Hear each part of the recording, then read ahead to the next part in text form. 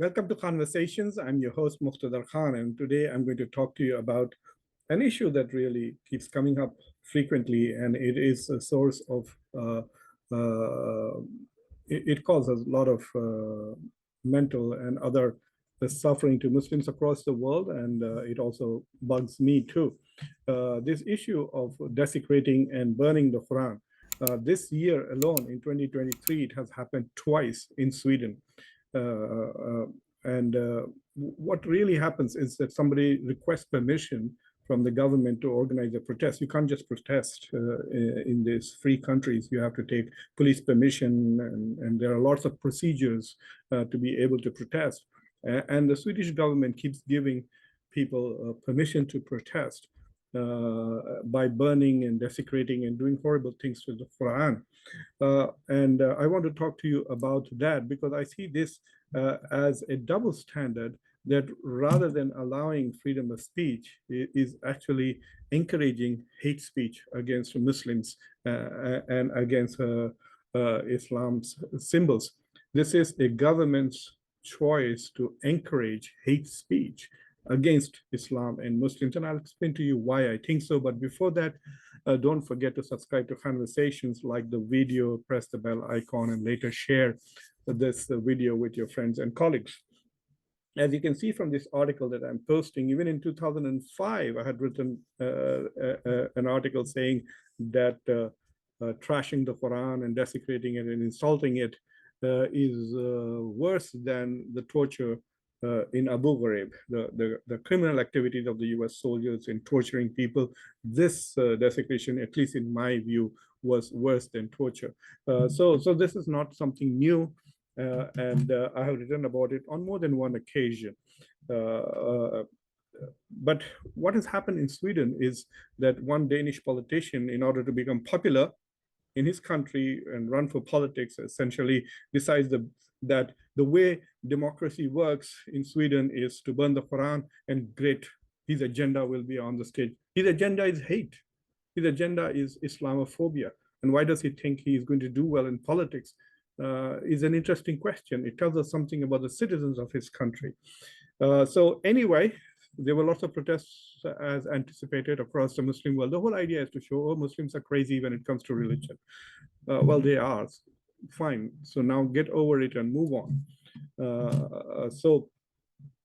But the whole idea is to provoke something inside their own country. So they hope that their right wing is radicalized.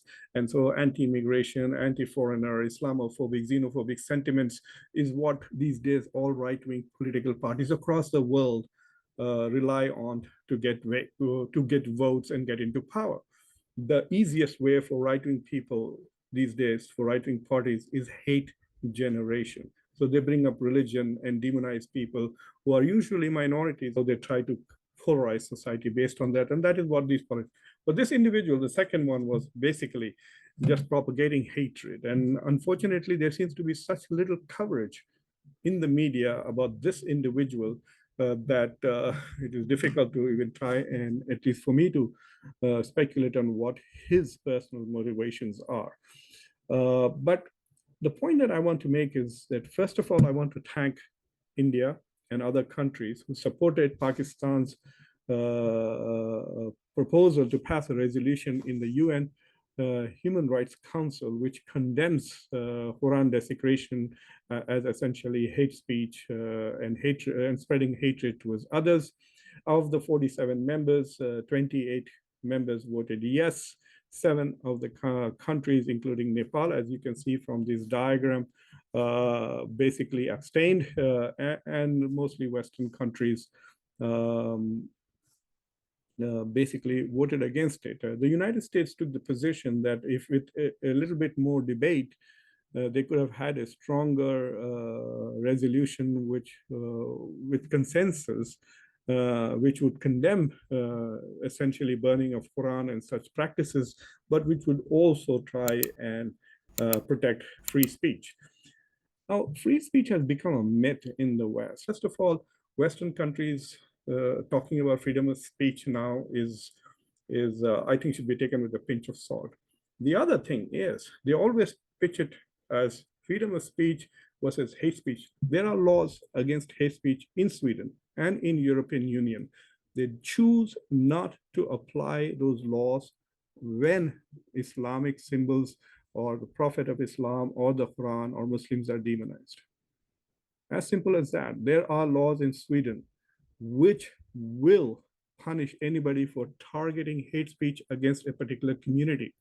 This gentleman went to a mosque and in front of a mosque burned the Quran and desecrated. He did all kinds of horrible things. If you're really curious, go read it up. And so he was directing hatred against the Muslims of Sweden. That's why he went to the mosque.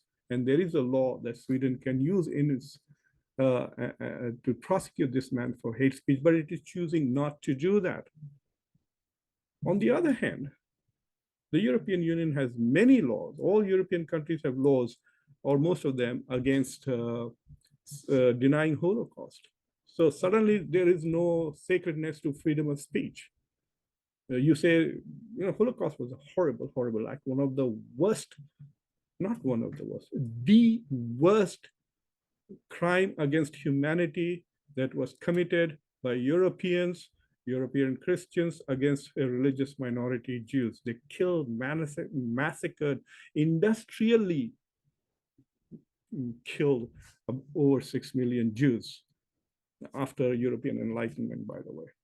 So these guys, if you talk or deny this Holocaust, then you are suddenly committing crimes which will send you to prison. However, if you deny or abuse the Quran or the Prophet of Islam, it's suddenly free speech. And apparently these countries are champions of free speech. Even in the United States, you can't protest against Israeli occupation of Palestine by boycotting it. The BDS movement, there are people in Texas who have lost their jobs. They had to go to court to get it back. At least in the US so far, the courts are upholding freedom of speech.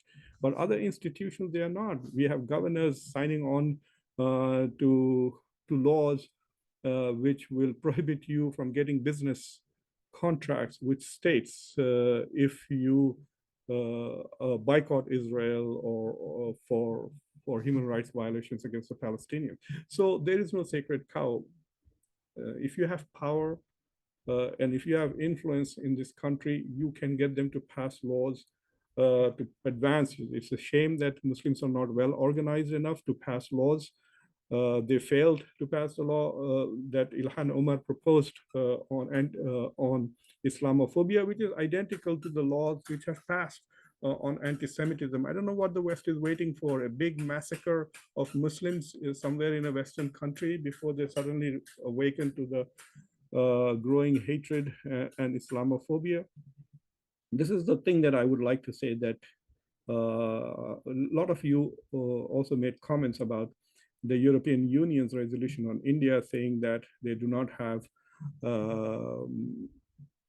jurisdiction and this is a colonial mentality. I think the best way to respond to this is to accuse and show how the European Union is being, shall we say, upholding double standards, and point out where they are silent when such atrocities happen. There are many places in the world where atrocities are happening, and the European Parliament is not passing resolutions.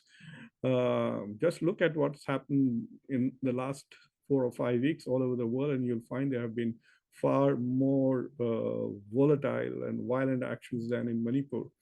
So if you want to target the European Union Parliament for its double standards, find specific examples and then tweet those and then write op-eds about it, or even make videos and documents.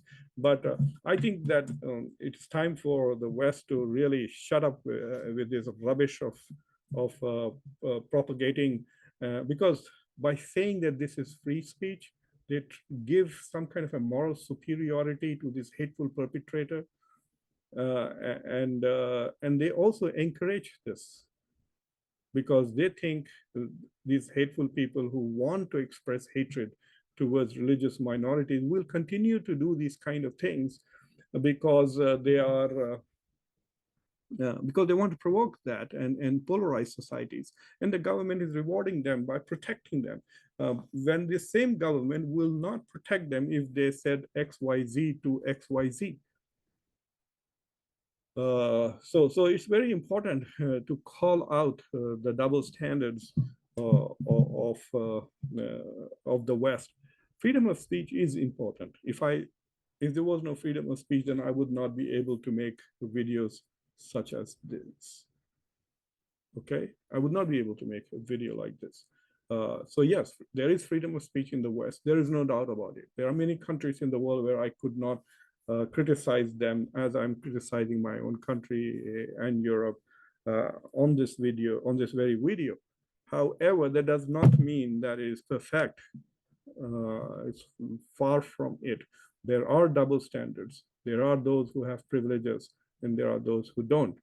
So I hope you found this thought-provoking, and so please do the needful, subscribe to the channel, like the video, press the bell icon and share it with your colleagues. And until next time, I am your host, Muqtedar Khan.